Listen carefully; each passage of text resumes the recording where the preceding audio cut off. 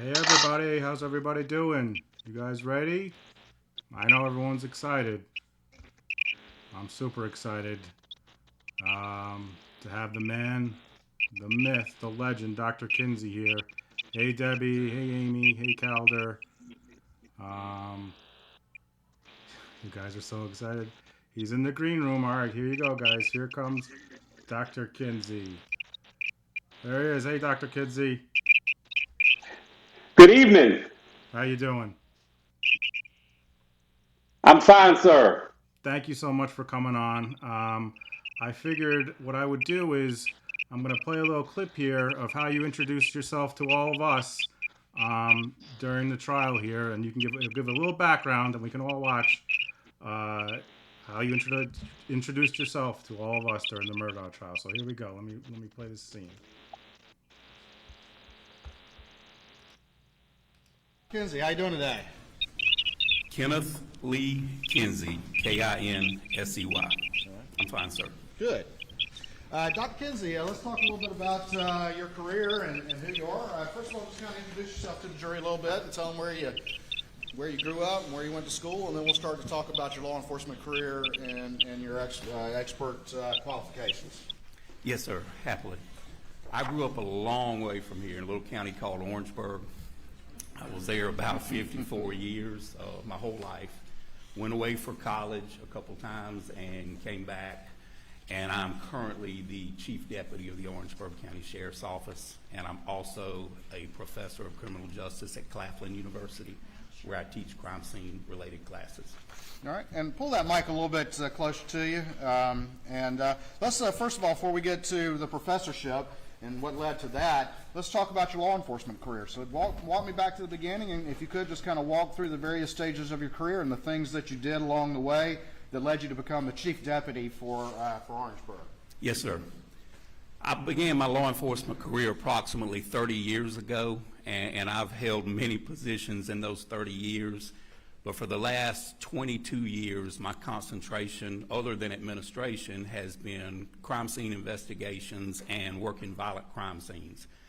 I have ran the crime scene unit in Orangeburg for 6 or 7 years, and then I went on to SLED for approximately 4 years, and then I came back, and now I directly supervise the captain of investigations, and investigations includes the crime scene unit. So I'm still hands-on on crime scenes, either as a primary or a backup crime scene investigator. And as I mentioned earlier, I teach crime scene investigation and other criminal justice related courses. I received my bachelor's degree from Clemson University in 1991. My master's degree in science from Troy University in 2011. And my PhD from Walden University in 2019 with a concentration on use of force cases involving police officers. And my research is use of force and crime scene investigations. So we could call you Dr. Kinsey, correct? My grandmother told me it's what you answer to, but yes, sir, I'll answer to that, Kenny or Chief Kinsey. And we could call you Professor Kinsey, correct? Yes, sir, that is correct. And then we could call you Chief Kinsey as well. Yes, sir. Well, let's talk a little bit more about the law enforcement, then I want to talk a little bit more about the education. Now, you mentioned that you've done a lot of administration, and tell the jury just a little bit about what it is to be the chief, and just what that entails, and then we'll talk a little bit more about sort of the crime scene stuff, if you would. Yes, sir.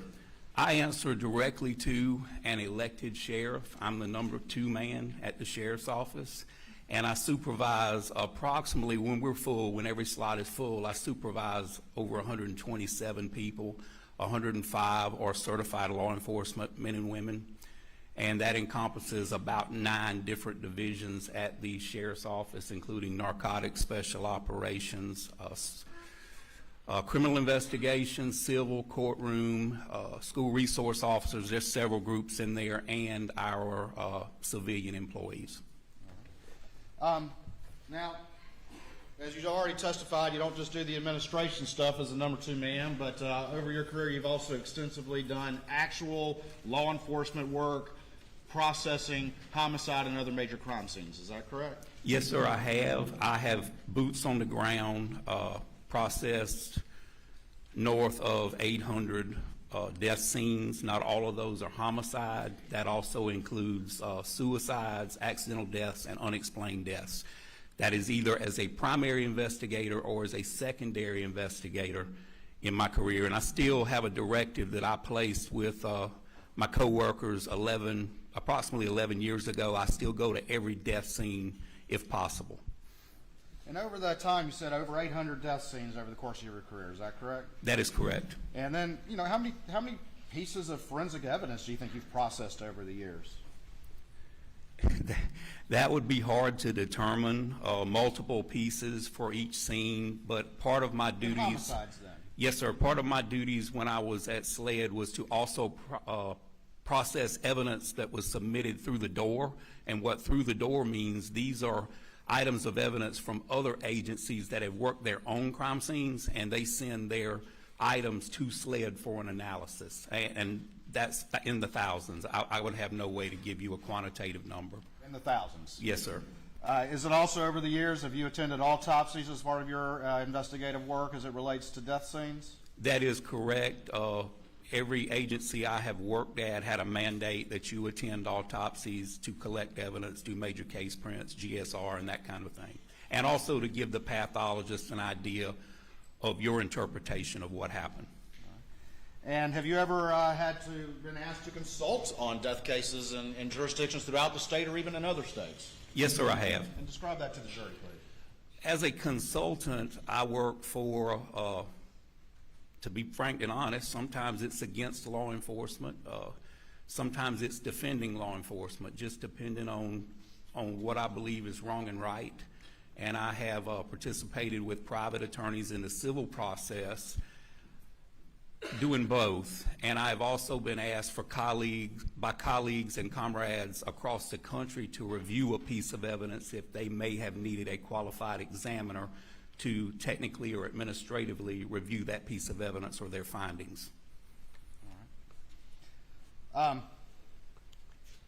Before I come back to the specific crime scene training and experience that you have, I just want to go back again to your education. You went to Clemson, right? Yes, sir. All right, and started a law enforcement career not long after that? That is correct. And what year did you graduate Clemson? I was on a 5-year plan. I graduated in 1991, and I started as a reserve deputy.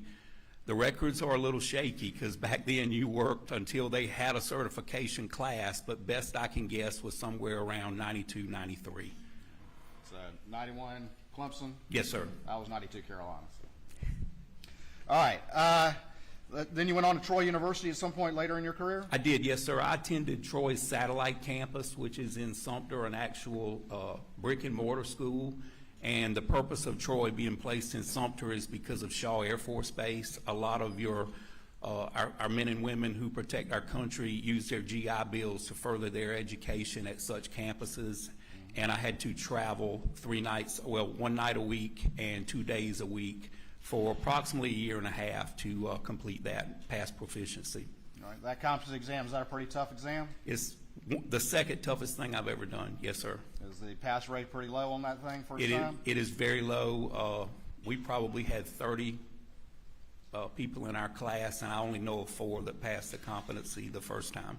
Were you one of them? Yes, sir. And then you went on and got your doctorate, is that right? I did, yes, sir. And that was a Walden University program there? It was, yes, sir. Did you have to do any residencies with that? Mr. Waters, we'll stipulate to him as a qualified expert if we could just go ahead and move on. I had to pause there because, Dr. Kinsey, you are so well qualified that Dick Harpootlian's like, listen, can we move on? The jury's going to believe anything he says if you keep talking. Can we please just move on? It's too much. That must feel good. Jay, I think you really wanted to get the Atlanta part in there. Creighton did. I was satisfied at that point in time that I had a pretty good footing, just judging by the reaction at the defense table. I said, Kenny, if you don't fumble this, I could see the jurors, and they were all looking at me and nodding, and some of the ladies were smiling, the guys in the back row, they were nodding their heads. So I felt pretty confident at that point. It was just amazing. He's like, all right, enough. One thing I wanted to say is just, I'm not going to play all your testimony, but just, just in addition to being brilliant and you're an amazing teacher and you were kind and polite, I think the reason that you resonate with so many people was your humanity. When you said Miss Maggie, when you're referring to Maggie, and when they were showing you the evidence pictures, and you could tell it just pained you to have to look at them. When some of the other experts, like they were almost like excited to talk about it and really didn't. I don't know. I wanted to thank you. And I think we all wanted to thank you for just doing such an amazing job and just coming through as a a victim advocate. So I just wanted to thank you so much for that. Well, thank you, Jay. That means more than you will ever know. And looking at some of the kind comments earlier, Blue Ridge Mountains, Greenville, South Carolina, all the way across the country, that touches my heart. That touches my soul. But the being kind part, I haven't always used that technique in court. I wish 20 years ago I would have come up with that, because it's ended the other way so many times. But I think we'll all agree that we all are a little different, but the similarities are far outweigh the differences. And I just believe being respectful and treating everyone, even their memory, if they're no longer here, I just feel like it's a free gesture, and it's just respect. And if you'll notice, when I got down off the stand several times, I had already been given permission by the judge, Judge Newman, but I would still look at him every time and say, may I step down, Your Honor? And it just goes a long way. I could have attacked it, the other way, but it's hard for two defense attorneys that they're going to kick you, but it's really hard for them to continuously kick you if you're nice. Because got one from New Jersey. Thank you. I am so thankful for the support and the love. It's phenomenal, Jay, but it's hard for an attorney to kick you when you're nice, because we call that gentleman or lady in the road, we call them the judge, but really and truly they're the referee. Now, they are in charge. Judge Newman, if you're watching this podcast, you are definitely in charge, sir. But those 12 men and women sitting in that jury box, those are the judges. And it's really, really easy to get on the bad side of a jury. So if you're just nice in everything you do, you don't slip up. And I think everyone around me will tell you, I try to be nice until I can't be nice anymore. You brought up something that I was going to ask you a little later, but I'll ask you now. I'm curious to know what Dr. Kinsey 20 years ago, how you would have handled a Jim Griffin. How would it have been? How different would it have been? Well, I never had the opportunity to go up against Mr. Griffin, but I have been up against Mr. Harpootlian. I've been along by his side when he was a solicitor and I was a very young deputy. I was called to testify in his court. And I've also been against him in 2001 and a couple other times in federal cases. And I reacted similar to how I did in the Murdaugh case, but a little bit more defiant. And he just absolutely blew his top. And it also worked out to my benefit then. But, he's a lot calmer now than he was 20 years ago. So if you can get past the initial tantrum, you're going to be better with the jury. And I had heard that they were disparaging my PhD because for the most part of it, I got it online. I make no apologies that I couldn't go to an Ivy League school. If you can, great for you.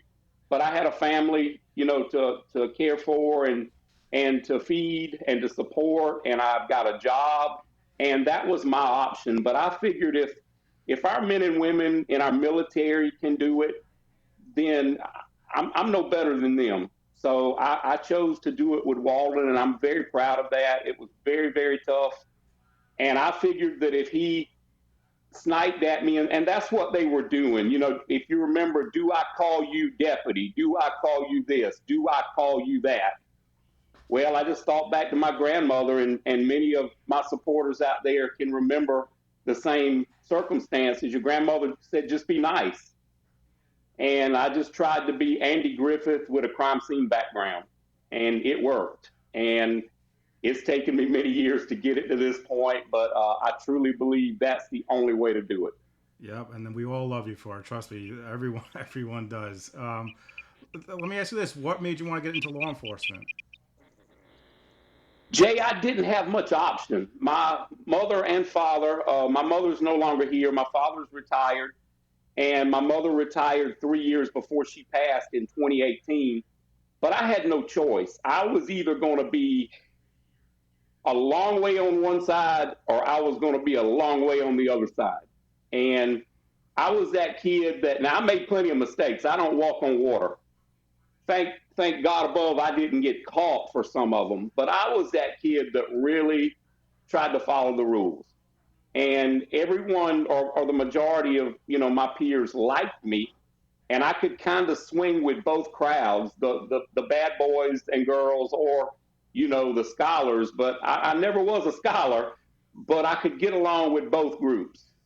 So I didn't have a choice. If I was going to be on the other side of the fence, it was going to be, and I'd have made a terrible outlaw biker, but it was going to be something really, really drastic if I was on the other side. So I didn't have much opportunity and much choice. Okay.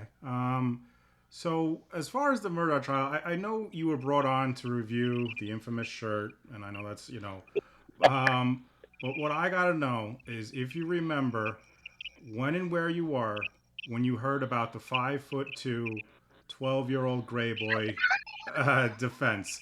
I just got to know when you first heard that, what was your reaction to that? It's the 5'2" Ute, Jay. I was thinking my cousin Vinny the entire time. One of my favorite movies. I was flabbergasted.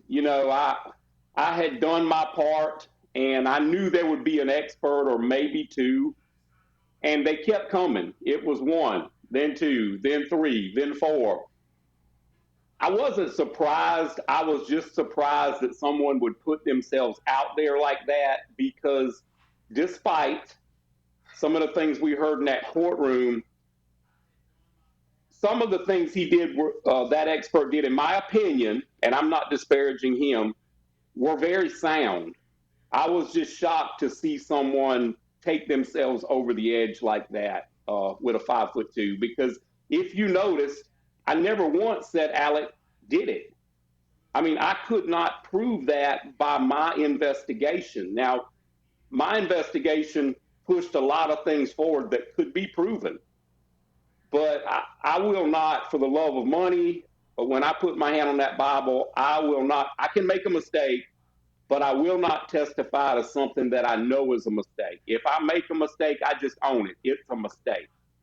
But I won't be pimped by either side in any case. I really just have to believe the evidence, and I can be wrong, but that's always guided me. I would rather a guilty person walk than for me to have a hand in putting an innocent person in jail.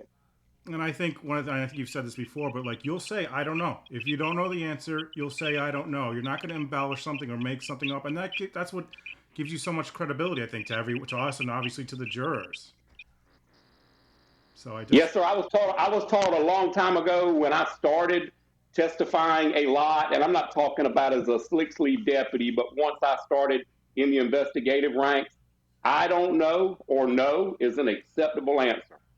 And I will use it rather than get up there and fabricate something or even be deceptive. Because, you've got some deceptive, just like you've got bad police officers and bad people in every different walk of life. I'm not saying bad solicitors or prosecutors, but they will misrepresent the evidence. I can make a size 3 shoe look just like a size 12 with my camera. And I've always tried to keep it real, and I've always tried to keep it honest. And if you listen, Creighton, who I've got the utmost respect for, Creighton mentioned, 800 plus homicides. And no, sir, no, sir. That's including all death scenes. I don't go on to the scene and say this is a homicide or this is a suicide. And sometimes it's obvious, but I try to never box myself in until I can pay attention to the evidence first. Understandable. Yeah, I just with the 5'2", it's like I've never held a gun. I know nothing about guns, but like the question would be, have you heard of kneeling? Like, what do you mean it's only someone who's 5'2"? Could he not be in a different position? Which obviously you brought up, but it was so absurd. And then it goes from that, like you said, to that the guy standing behind him shooting down. I guess they were. I mean, I know they're apex predators. I know you like to say that about Jim, and they're doing their job. But these experts from Connecticut coming in here trying to discredit you, just to me was the most absurd thing, because it was obvious to all of us. I mean, we couldn't see the jury, but I mean, we all believed you. And then they come in with this nonsense, and it was just crazy to us. It really didn't take me long for them to turn my mind. But believe it or not, when they took the stand, I said, man, these guys have incredible backgrounds. They really could have had me as a supporter, because I was very, very respectful of what they had done. And they just took it too far. Every one of them took it too far. And when they got to that statement, the 5'2", and then the angle, you can have the same angle if you don't know the exact distance. And as they testified to, the stippling is 4 foot and less. So these wounds, most of them are minus the stippling. So it could be 5 foot, it could be 10 foot, 15 foot. But no matter what, you can take a step back and keep the same angle. You can take another step back depending on your height and keep the same angle. And I think they tried to throw enough mud on the wall to make it stick. And hopefully they could confuse the jury. But man, that jury, they were on time. They were paying attention. And what a lot of folks couldn't see, and this touched me a lot, they had little bowls of candy in front of them. And when I would get up for either side to come testify standing or look at the board, the little ladies would push their candy dishes up where I could get to them. And then when they called the other side, I'd watch them, and they'd pull their candy dishes back. Wow. So I really felt like, we had something going on there. Wasn't sure, because you never know how it's going to come out. But I felt like they accepted my testimony, and I had all plans of hitting the back seat, texting some questions to Creighton and his team when they needed them, and I was going to be a spectator the next 2 weeks. That's great. Now, here's when you come back with the Attorney General Alan Wilson. To me, I don't know if you're a baseball fan, but to me, it was the closer. You were the closer. You were the Mariano Rivera, you were the Edwin Diaz, the trumpets went on, and then you came in, and you too, the way you interact, I'm sure you practiced a lot, but you were so great. And to me, that closer, you were the closer. They set up the 8 innings. The 9th inning, you two came in there, and you guys closed it. Could you tell when it was going on how good it was going? I could not, Jay. I just know this. General Wilson, and much props to him, he was so tedious in the prep. And he insisted on me calling him Alan, which you can tell is really that's out of my wheelhouse, because I've got so much respect for those that, in my opinion, are a little bit more elevated than I am. And he said, call me Alan, call me Alan. So I said, Alan, you need to relax. I said, you've got this. I said, you are the supervisor. You're the boss of all these attorneys. You've got it. You've done this. I have no idea how many times, but a lot. And he said, no, we got to get it right. We got to get it right. And I live about 45, 50 miles from Walterboro. So we went down there. I went down there every couple nights, and we would brief. And, they offered to get me a room, but I'm not going to miss my family. I'll drive 45 minutes. That's not a problem. But he said, I want you to point that shotgun at me. And I said, Alan, you're 2 inches taller than I am. 2 inches. I said, that's going to mean something. I said, how about you point the shotgun at me? And if you notice, he still had a problem pointing the shotgun at the back Yeah. of my head. It's not really pointed at me. Visually, it looks like it is, but it's not pointed at me. But when I got down, when they finally, went back over to the table, and I think Mr. Harpootlian told Griffin, sit down, get him off that stand. Uh, when I walked back, I could see the smiles in the courtroom, and I felt that was the first time I really felt like we had hammered it home, and we had touched everybody that we needed to touch with that in the jury box. And that was probably, they say pride falleth before man, but that was probably my most proud moment at that time, because there were people there, Jay, from every walk of life. And when I looked around, I'm big about looking you in your eyes. And when I looked around in that courtroom at people in their eyes, number one, they looked back. They didn't drop their eyes. And number two, everyone was smiling. So I felt really, really good about that presentation. That's amazing. Before I set up, I have another clip I want to play. And before I do, everyone, please follow Dr. Kinsey on Facebook, on Instagram, on Twitter. I put the links in there. Sean's gonna put him in again. So please follow him. He's so close to 10,000 on Twitter, guys. If you're not following Dr. Kinsey, please follow him. But now I have the clip with Jim Griffin that I want to play for you. I think that if I didn't play this, the people would riot. So I want to play this clip for a little bit here. Date if I look back through my notes. I don't need that. But are you being compensated for your time? I am, yes, sir. And how much have you been paid thus far, and how much you hope to get paid before it's all said and done? Well, I'm a Baptist, so if I didn't charge something, my friends and family would talk bad about me. But my retainer is 20. First of all, you get a good laugh there, and second of all, I hope you've increased your rates. I know everyone is thinking that, but have you? Yes, sir. To the detriment of several attorneys who spoke out publicly, and now they have hired me for cases. And when they come to me and I give them the new rates, they're like, wow. And I said, well, you got on worldwide television and told me I needed to increase it, so I took your advice. But it turned out that way. But I'm cheap. I'm not free. But I started as a favor, and then they explained to me, no, we have to compensate you, because if you're not a paid independent expert, you're just another extension of the state. So I thought I was going to look at that infamous T-shirt, and they wouldn't like my opinions. They'd send me down the road, and I wouldn't hear anything else from it. And unbeknownst to me, they said, tag, you're it. And I wasn't going back on my word to renegotiate a retainer, and I just stuck with it. I didn't know it would be this many hours, but I was compensated, and there was never a question about it. And, here we are. Well, here's the thing I find curious. I know people are giving you a hard time, I guess on Twitter or other places, that you got paid for this.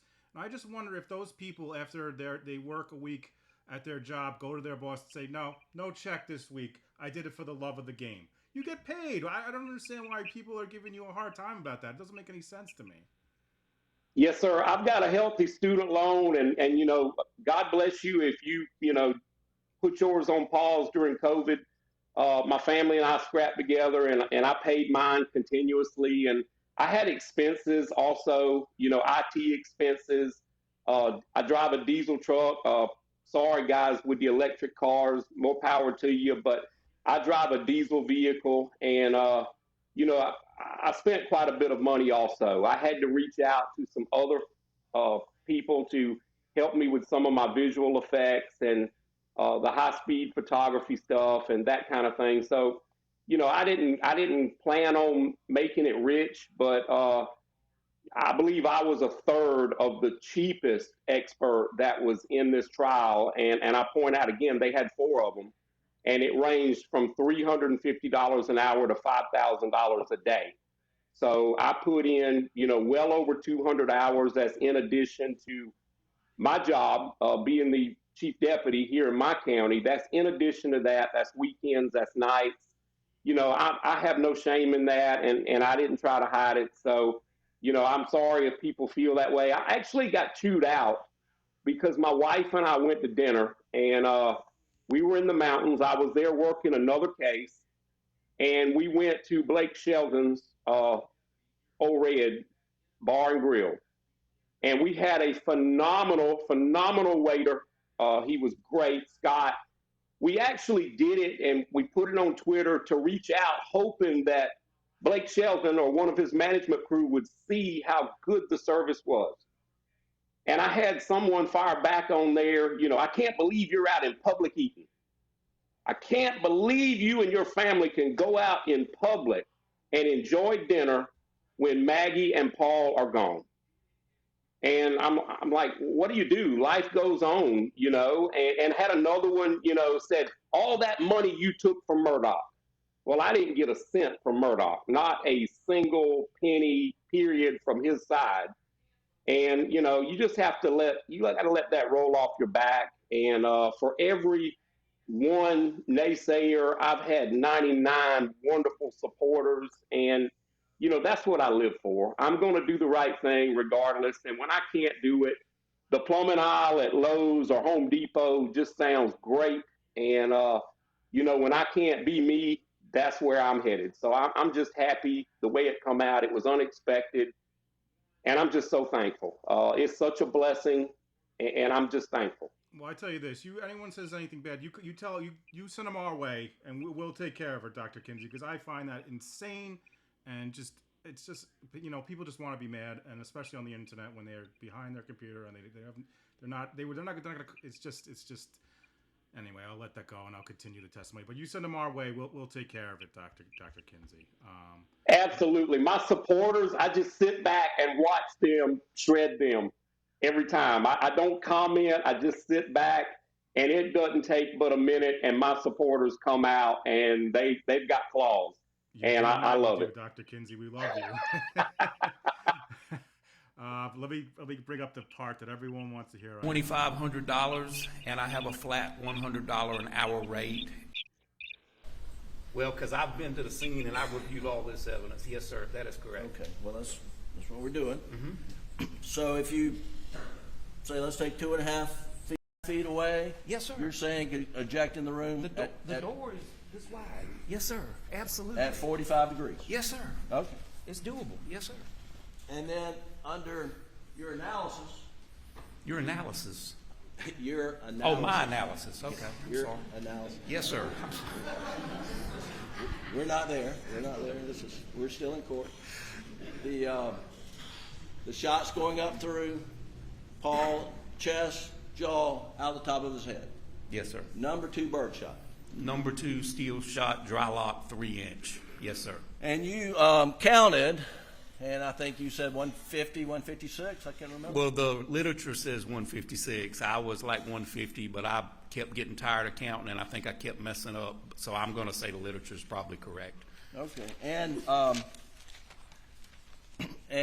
I think there were some 60 to 70 that were found in his body, at least. I have no reason to doubt that. No, sir. I didn't go 1, 2, 3, 4 and count them on the X-ray, but I believe that. Okay. And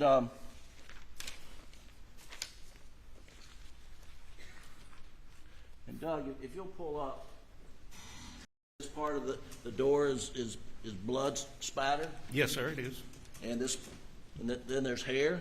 There is hair. There's a little bit of bone, and there's some other body tissue. Okay. And there, you think, where is Paul in relation? Other pellet marks on there. Yes, sir. You just cut that one down, but if you move up a little bit, you can see the little indentions right there in the paint. All right, back it up, Doug. Right above the hinge, right here.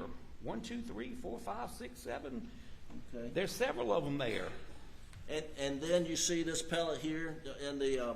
I did not see that, but I'm vertically challenged, and I wish I could have looked up and saw that pellet, but I did not see that pellet lodged in that door frame. But I'm glad, Mr. Maybach, Pombach, however you say his name, I'm glad he found it because that even proves my point a little bit more. Well, I want to ask you, according to your shot angle, how would a pellet get there? It's really, I mean, the cone, it's a cone, Mr. Griffin. I've already described how shot pattern works. It's a cone. All right. So how often do people come up to you and say, "Really, it's a cone"? I gotta know. Jay, I've had requests for coffee mugs. It's a cone. People love that. I imagine that I could just see people coming up to you in the street. Really, it's a cone, and Dr. Kinsey. Yes, sir. My friends were bootlegging T-shirts with my picture on it. It's a cone. Well, and the funny thing here is, you know, you're so nice and you're so kind, but obviously you're to the point where you've explained this so many times, and he just doesn't want to accept it, or just wants to try to keep beating you up, like, and that's your way of like, hey, listen, really, come on, man, what are we doing here, right? That's kind of what you're doing. Yes, sir. I call it showing my teeth, Jay. And if that was with the urinalysis, that was with the Baptist. Because see, like I've explained in some other shows, when you answer a question, you have to answer what they're asking. But you know this. I was looking at your background. You've been in a courtroom many times. The judge is going to allow you to explain your answer. And so I'm just sending them a warning. You know I'm going to be honest, but you don't know what I'm going to say next. So you really need to get off this subject, uh, because I'm going to explain it, and I'm going to explain it in a way that, and I don't say I dumb it down for the jury. I say I bring the jury down to my dumb level. And that's really the way I approach it, because I'm pretty simple when I try to explain things. And so sometimes I have to pull them down to my level. But you know, it's awful embarrassing when you are attacking a witness and they might mention the fact that someone from your team reached out and wanted to hire you. So sometimes you have to, in a case, you have to show your teeth just a little bit. And a couple times there, you know, I actually made them put their head in their hands, because it takes the air out of them, and they lose their whole thought process, and it takes them just a minute. It's kind of getting them on the ropes just a little bit, and it makes them a little uncomfortable. So I'm known to do that.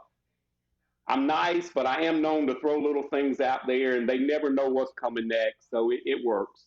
As far as connecting with the jury, and like you said, I've you know, 18 years I handled, you know, civil bodily injury stuff, but every time I had a trial, the case ends, the jury gets the hell out of there. They're done. They don't want to talk to anyone. They did their job. They leave. Now, particularly this case, 6 weeks they've been there. Yet the day after, they come and they want to meet with you, and they want to thank you for your testimony. How is that feeling when that happens? Wow, Jay, I can compare it to the birth of a child. I mean, honestly, a big promotion. Uh, when my friend who works, I met him during this trial. We quickly became friends. The gentleman in the suit and tie that's behind Alec, the whole trial, his name's Dan Gregory, and he's really, really high speed. He's a retired air marshal, and he was on point 105% of the time. And he came to me and he said, Doc, he said, the jury wants to meet you. And I laughed at him. I said, man, I was in there. The judge sent the jury home yesterday. He said, no, they're back and they want to meet you. And I was like, I hope they're not saying they got it wrong. So he took me up the stairs and I walked in, and it wasn't the entire jury, but if they were missing someone, it was one man or one woman. That was it. It was a room full.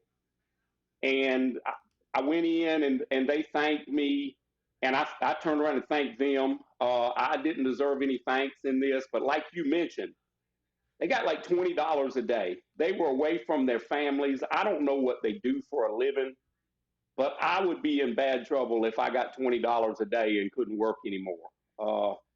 And it looked, you know, I don't want to even judge, but you kept seeing them fall off, and they'd pull in another alternate. And I didn't know alternate from full-time juror, because they were by numbers.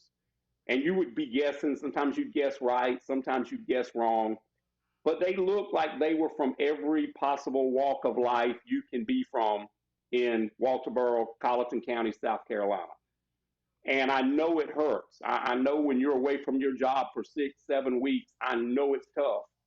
And I had so much adoration and love for that jury. Man, I'm gonna be honest. I'm a pretty tough dude, and some people mistake my kindness for weakness. But I've got a pretty good tactical background and firearms background, and I've always been able to take care of myself. But I'd be lying if I said, my eyes didn't water up when they thanked me. And it was really, really a humbling experience. But they are my heroes. They are truly my heroes, and I will never get to that pinnacle again in my career. And I realize that because out of so many times testifying, I bumped into a juror before, in a supermarket or something, and they'll tell you, look, I really enjoyed what you did in the trial, but never a huge group of men and women. And it was just so humbling. No, one thing I wanted to ask you about when you worked in the past, I saw an interview with you, and you had a case where you worked for Alex's dad, right? Where you testified for him? Absolutely. Yes, sir. I was a SLED agent, and he called me. We had so many files. It was before everything was digitized. And so they had a service that would come in and store those files, photographs, negatives, everything, because it was against policy for you to keep evidence. And part of your case file, the photographs and notes, all that was evidence. So Mr. Murdaugh Sr. called me, and I do believe it was on a Thursday. It might have been a Wednesday, but I remember I testified either Thursday or Friday. And he called me. He said, I need you in court tomorrow, young man. And you could just tell by the way Mr. Murdaugh talked to you that he was someone. And I said, yes, sir. I said, but I can't get the file overnight. It takes 24 hours to requisition the file. He said, don't worry about that. You just bring yourself. He didn't say it in those kind of words, but he said, you bring yourself. And so I show up at this temporary courthouse. They are remodeling the courthouse in Hampton, South Carolina. And they've got I think it was a furniture store, but they've got the front windows blacked out, and they've got temporary chairs and tables and stuff put up. And counting my qualifications, Jay, I may have been on the stand 20 minutes. And I was the witness from SLED. Maybe 20 minutes, and half of that was getting qualified. And when we got done, I walked up to him at a break. I stayed until the first break, and I thanked him and told him, I said, I hope I did a decent job, for SLED. And I said, I wish I'd have had a little bit more notice. I could have at least had the photographs. And he said, hell, son. He said, if they don't believe you, they're not going to believe the photographs. I mean, he was real nice about it, and he laughed. But, I've never met an individual like Mr. Murdaugh Sr., and I haven't met one since. And he was very effective in his role as a prosecutor. Well, it's interesting because I thought when you told that story, it sounded like it went like kind of quick, and it kind of like they kind of knew what was going to happen. They kind of had ran the joint, and in other words, like they did it for so long. So I wonder if when you heard Judge Newman's sentencing, and he said, your family has put people to death, the people members in your family put people to death for far less than what you did, and I just wonder if that kind of you thought back to that when he said that. Wow, he did. Now, my trial wasn't a death penalty case. It was some degree of murder, but I don't think it was murder one, if my memory is correct. But man, Judge Newman, let me tell you, Jay, I said this to a group. I was speaking to a Rotary Club, and they were seasoned individuals like myself, and but there were some youngsters in there too. And I said, he is a human Rolodex. And all the young people in the room were looking at one another. They had no clue what I was talking about. I said, flash drive. And then they understood. So Judge Newman, I've seen a lot of different personalities for judges. Some of them, are pit bullish. Some of them sleep or appear to be sleeping. But when they have to make a ruling, most judges will go to their chambers and think about it and come back. But Judge Newman, he could recite it and regurgitate case law. I can't tell people how impressed I was by him. Now, that being said, getting around my elbow to say what I wanted to say, I would have said, no disrespect, Judge, put my behind in prison. Now, I don't want to hear any more of it. Give me the sentence. Get me out of here. I don't want any of this because it was brutal. It was brutal. And oh man, that was probably the second time in this trial I had tears in my eyes. One was with the jury and one was with the sentencing. Yeah, I tweeted, I said, I would probably rather have the death penalty than have Judge Newman be disappointed in me and just come down with that sentence how he came down. That was something else. Absolutely. And you could tell he had been so reserved. Now, don't get me wrong, you back Judge Newman in a hole and he's going to come out, but usually he's going to use your own words against you. And that happened a couple times. You know, wait a minute, you had the opportunity to object to that. You're the one qualified, so and so. You could have done this. And then the one time that was epic, they referenced case law, and Judge Newman had been the judge. Yeah. And he was like, no, no, no, no, no. That was reversed, and then it was flipped again, and that was my case. Man, don't make a mistake like that. Do your research before you get up there and do that. But he's so reserved, but so John Wayne when he needed to be. Yeah, and when it was over, I thanked him for, you know, letting me come in his courtroom, and he's just so gracious and such a deserving, honorable man. Absolutely. So when the trial is over, you know, there's some prestigious awards in this world, like the Nobel Prize, the Pulitzer, and Oscar. But what I think might be one of the best prizes of all is you got a doll made for you by Stephanie Truesdale. I'm gonna pull it up here. What did you think when you got that amazing doll from Stephanie? Jay, Stephanie and her family, Chris and her daughter, they are so, man, they're phenomenal. We got to break bread with their family, and she was so gracious. She wouldn't let me, you know, I've got my first grandchild going to hit the ground running in July. And I just thought it would be, you know, a real cool thing, real special thing if I could get that, because, you know, you never know. Nobody's promised tomorrow. And we made contact with her, and she would not take any money for the doll. It takes her 8 hours of constant work to create one doll. And it was just so phenomenal. And she made some other dolls for the grandbaby. So it was really, really special. She is a special lady with a special family. I can't tell you how much I love that family. Now that's the kinder, gentler side of me.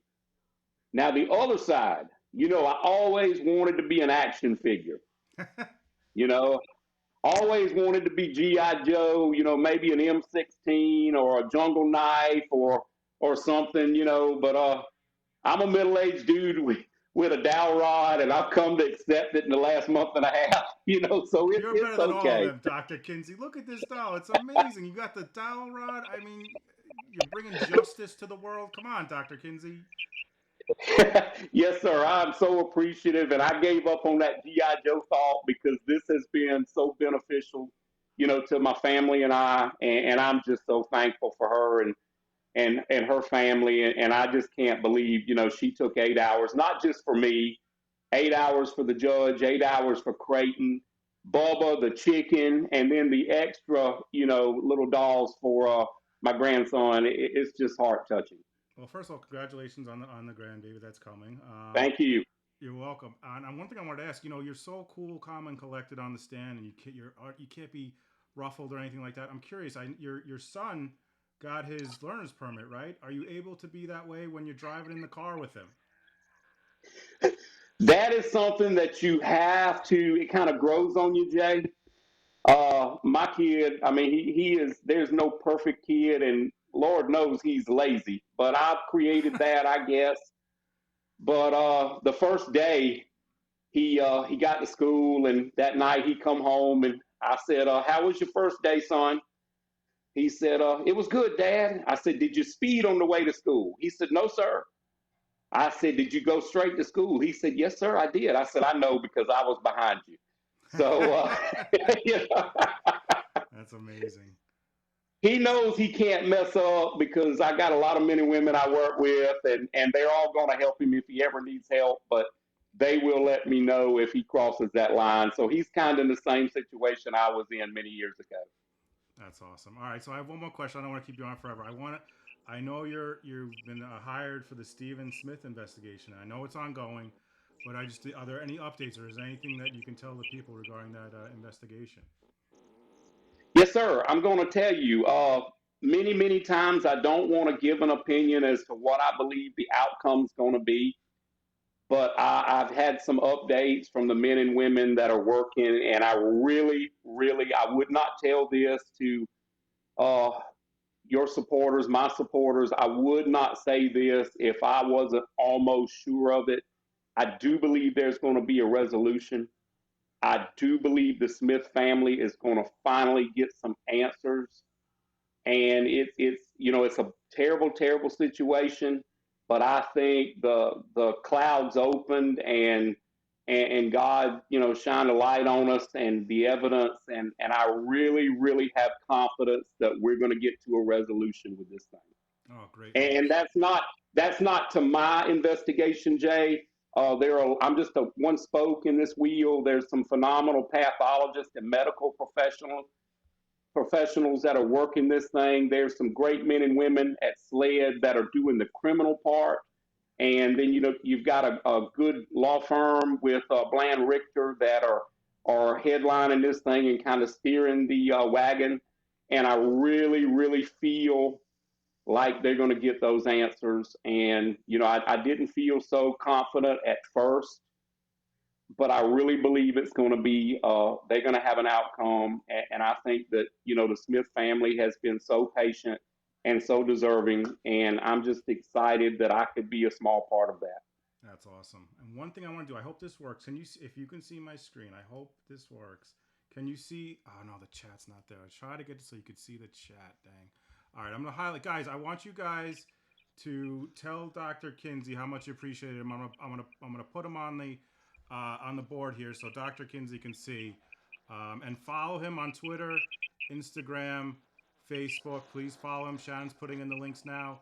Please just let him know. We gotta let him know. I told him when he comes on how excited you guys were to have him on here. Let him know, and I'm gonna add the comments to the chat so Dr. Kinsey can see.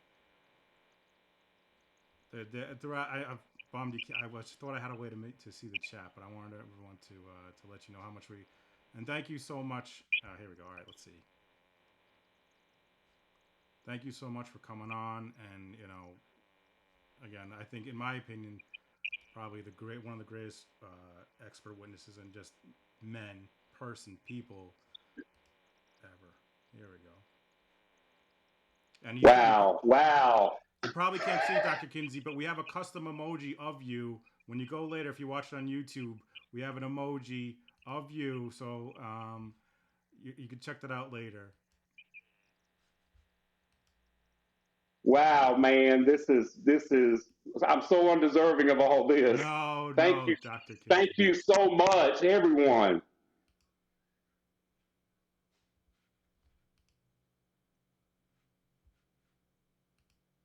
Wow. We love you, Dr. Kinsey. And like you said, I hope you see for every one person who is giving you a hard time, there's 99 more that we love you and we appreciate, everything you did. Absolutely. Thank you so much, Jay. God bless you. God bless Thank you, all our Doc. supporters. And I look forward to keeping up with you. Oh, awesome, Dr. Kinsey. Thank you so much. Thank you, friend. Have a great night. All right, you too. Take care.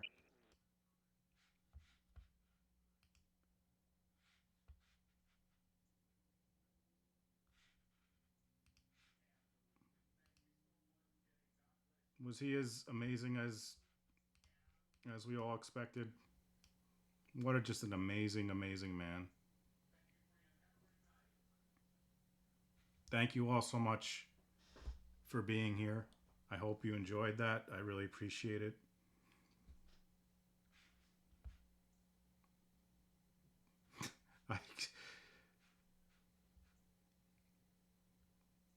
I hope you guys had a good time.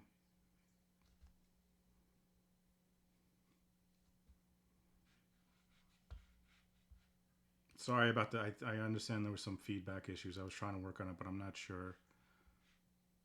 Thanks, guys.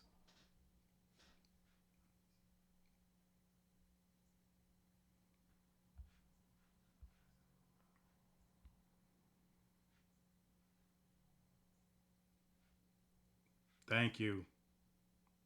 No F-bombs. I can't curse in front of Dr. Kinsey, guys. Thanks, Mary. Dwight and Michael. All right, guys. Thank you so much for being here, and thank you for being for the. We got a verdict. We did Sunday night. We did the Murdaugh rewatch. And we're gonna have this posted as a regular video that we'll put on, so everyone will be able to see it. We'll have chapters. So like I said, Murdaugh, we got the verdict today. Yeah, you're right, EGF. All right, guys, I'm looking. Oh, thank you, Tia, and thank you for all the super chats and all the support. I couldn't thank everyone while I was doing it, so I just appreciate all your support so much. Thank you all so much. Have a good night, and when I figure out what we're doing next, I'm looking for a new trial. I will let everyone know. I don't know about tomorrow. I got no plans as of right now. I'll try to figure something out, but nothing planned as of now. I'll definitely tweet it out. It is Dwight and Michael Scott. All right. Have a good night, everybody.